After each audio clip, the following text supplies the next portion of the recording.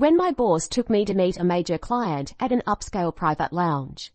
The last person I expected to see was my own brother. Wearing that infuriatingly smug grin, he patted the seat next to him, asking me to sing him love songs, critiquing my outfit, and trying to get handsy with me. The devil in me couldn't resist. I started flirting shamelessly with my brother, completely oblivious to my boss's darkening expression. When my brother went to the restroom, I asked innocently, "Boss, did I do well? I'm pretty good at client entertainment, right?"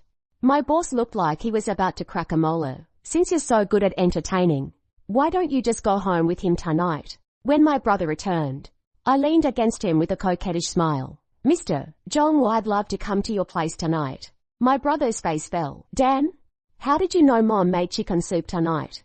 When my boss came back from his phone call, he stared at the empty private room. "What? Midnight."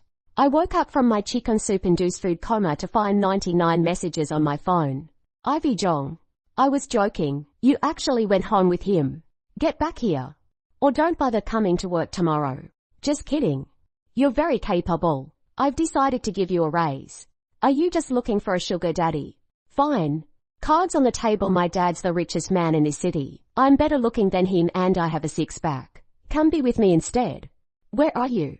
Text me back." Before I pushed open that heavy door to the upscale lounge's private room, the atmosphere between Ethan Quinn and me had been complicated. Before we left, he'd been characteristically concise, "Close the deal with the John Corporation air. And your bonus doubles." I'd nodded in agreement, but my mind had been on something else entirely. Lately, Ethan's gaze lingered on me with an intensity that was hard to miss. During meetings, his attention stayed on me longer than anyone else, and I'd be lying if I said I didn't have my own ulterior motives.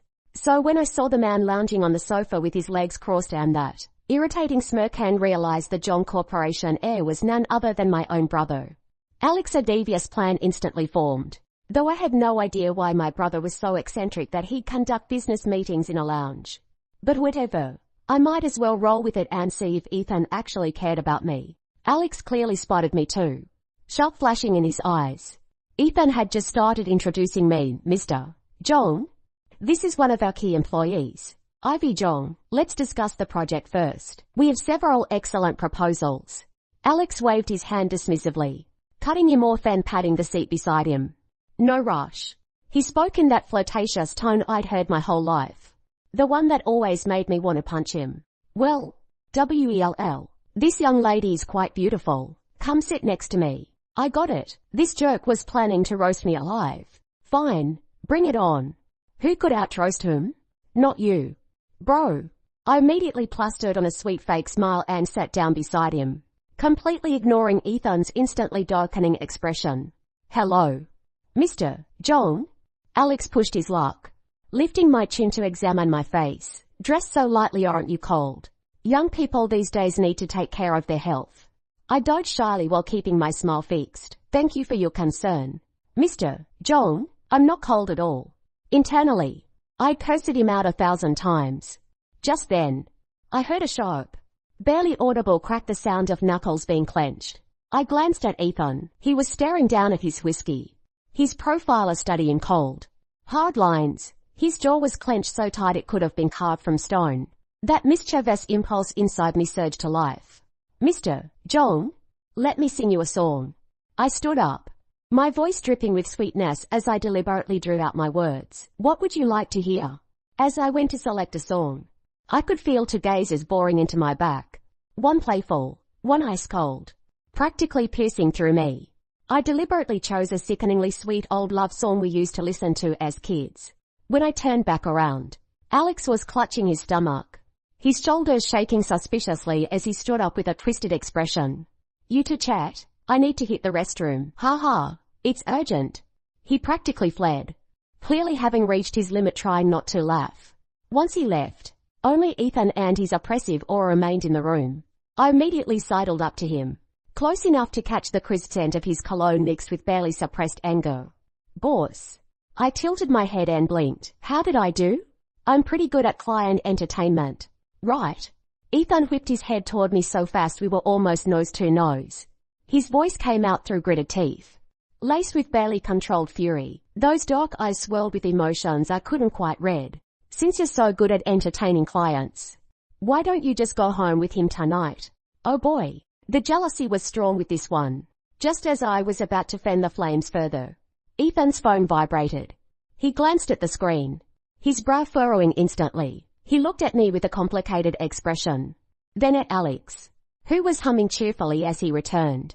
Finally, with extreme reluctance, he grabbed his phone and strode quickly out of the room, his face grave. Alex came back and resumed his spoiled playboy persona, lazily settling back beside me. I turned slightly, lowering my voice to a volume only he could hear, tinged with complaint and intimacy. Had enough fun yet? Did Mum call again? Alex's devil-may-care expression froze instantly, like someone had hit pause. He blurted out instinctively, Dan? Yeah? Mum made chicken soup tonight. He completely forgot his act. Forgot about the project. Forgot about everything. Like a reflex from childhood, like when he dragged me home to do homework, he grabbed my wrist with urgent familiarity. Quick! Quick! Quick! We gotta go. If we're late, Dad's gonna finish it all. His movements were smooth as butter as he grabbed my bag and practically dragged me toward the door. Meanwhile, Ethan returned from his phone call to find himself alone in an empty private room, frozen in place. That night, Ethan absolutely bombarded my phone, scrolling through the screen full of exclamation points. I could practically picture him grinding his teeth in helpless frustration. But I simply put my phone on silent, shoved it under my pillow, and happily finished my second bowl of Mom's chicken soup.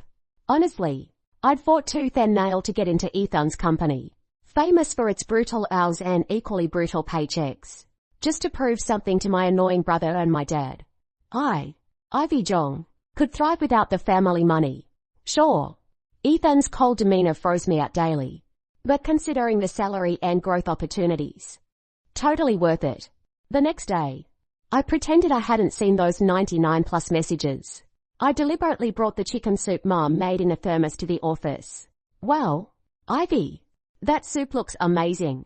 Lily from the neighboring cubicle leaned over, her eyes full of envious stars. Mr. Jiang is so sweet.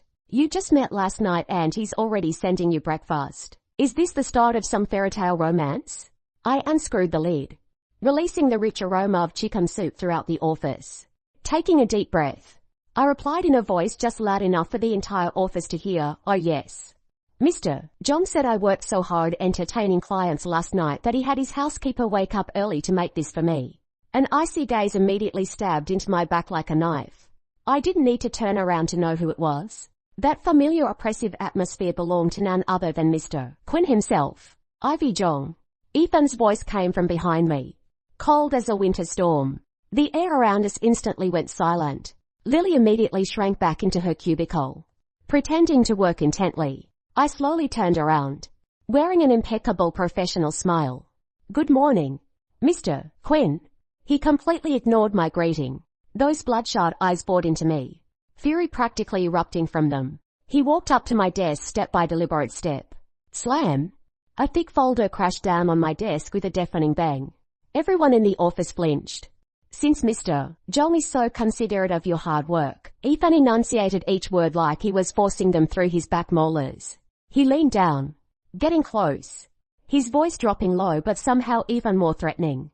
You must be full of energy today. As he spoke, his eyes locked onto mine like he was trying to see straight through me. I could practically feel the jealousy and hurt radiating from him. For a moment, I felt a pang of guilt and wanted to tell him the truth, but I was too greedy, too addicted to watching him jealous over me. The next second, he ruthlessly shattered my fantasy. That abandoned project from last week that nobody wanted. You're taking it over. I want a complete, fully revised feasibility report by the end of today. If you can't finish it, don't bother going home. The entire office fell deathly silent. Everyone looked at me with pity. That project was infamous, a death trap. Anyone who touched it regretted it. It had been rotting for almost 2 years. A complete feasibility report in one day. Even a miracle worker would shake their head at that. This wasn't just making things difficult. This was a straight-up execution. My smile froze on my face. Oh, so that's how it was? Playing dirty now. Huh?